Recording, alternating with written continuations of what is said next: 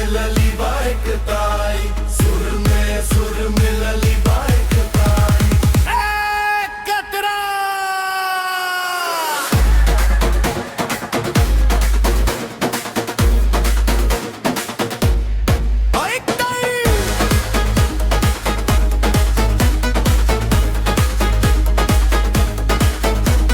Stage पे जब दोनों साथे आई है, लाखों दिल के धड़कन बन गई है। ताल से ताल मिलावत जई है, नया इतिहास बनावत जई है। माटी के खुशबू साथे लई के, अपन प्यार के गीत सुनई के, हर दिल में खुशी जगी है। नया मुकाम दोनों पाई है।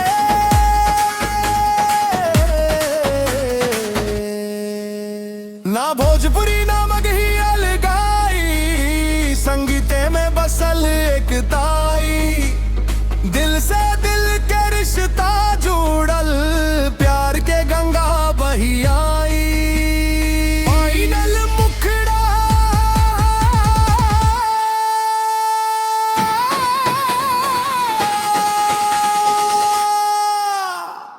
आज बनल बा इतिहास हो भाई।